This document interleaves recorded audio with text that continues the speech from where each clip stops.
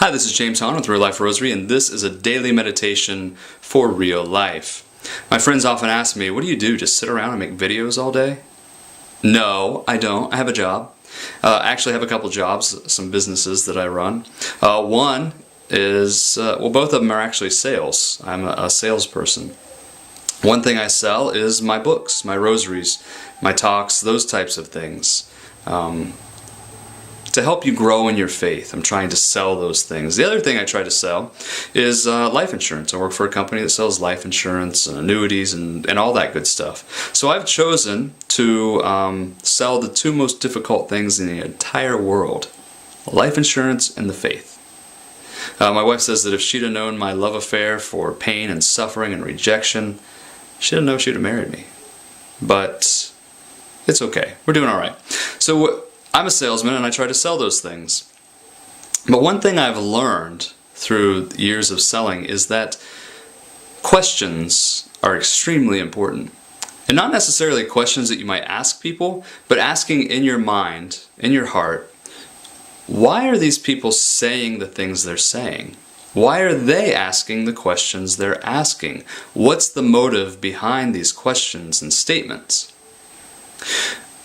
Almost every day, my youngest son, Daniel, comes into this office and says, "Dad, can I have a snack?"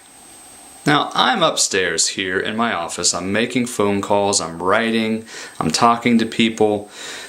I don't know what's going on downstairs where they're homeschooling and working on projects. I mean, my wife could be sitting at the table taking those little Snickers bars and throwing them into the kids' mouths all morning long, every time they get an answer right, like a trained seal. You know, I don't know what's going on, and he's up here asking me for a snack.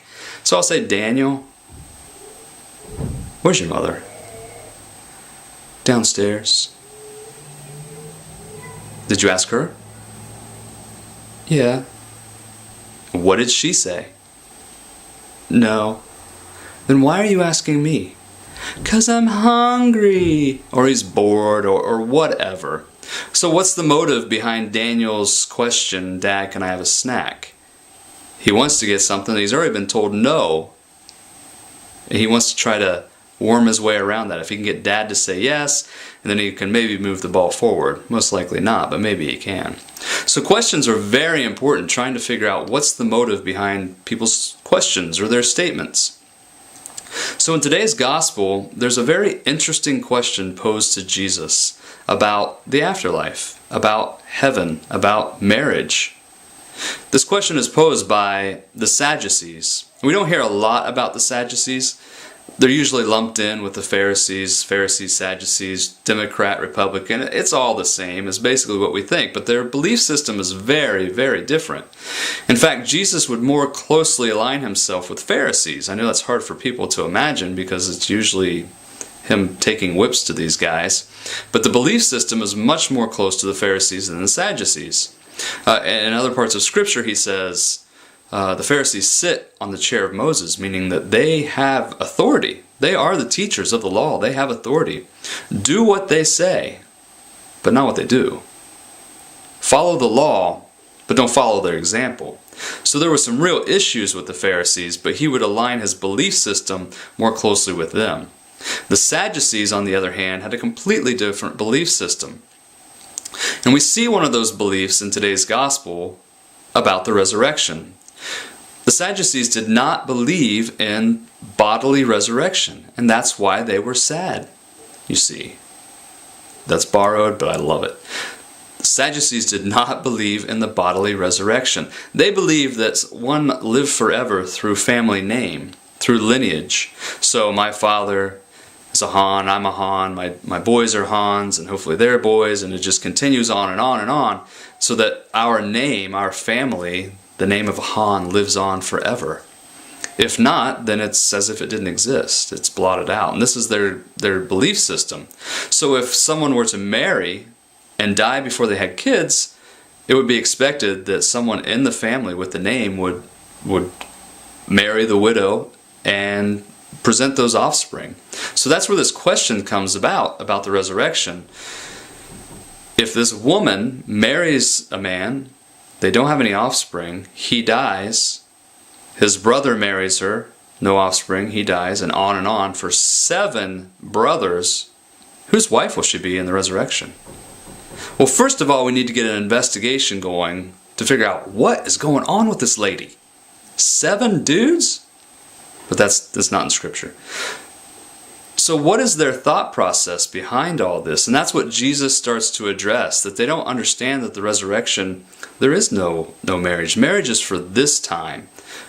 In heaven, it's different. It's not that we're not going to know who we were married to or anything like that, but there's no purpose for it. The purpose of marriage is bringing about life, bringing about new souls for God on this earth that will be happy with Him forever in the next. So there's no need for that, and He explains that to them. But it's good for us to remember that we should always be asking questions, because there's a lot of different ideas about the afterlife and about heaven in our culture today. And it doesn't do us any good as Christians, as followers of Christ, to say, well, that's stupid. Your grandma is not going to become an angel. What are you thinking? Or putting people down for their beliefs, but more importantly, asking them questions. Or even asking in our hearts, what is it behind this belief that they have? What's making them think this way, and how can I help them see things more logically, more clearly? More in the light of the Gospels, more in the light of Christ, and in the light of church teachings. How can I help them? We don't need to get defensive. We don't need to get angry. We don't have to have some sort of apologetics degree, but just ask questions. What is it behind this thought process, and how can I help them? So I want to encourage you today to do that. Look for those opportunities to help folks by asking questions, whether it's out loud or in your heart, and trying to get closer to them and closer to what they believe, and help lead them slowly towards the truth of Jesus Christ. Have a great day.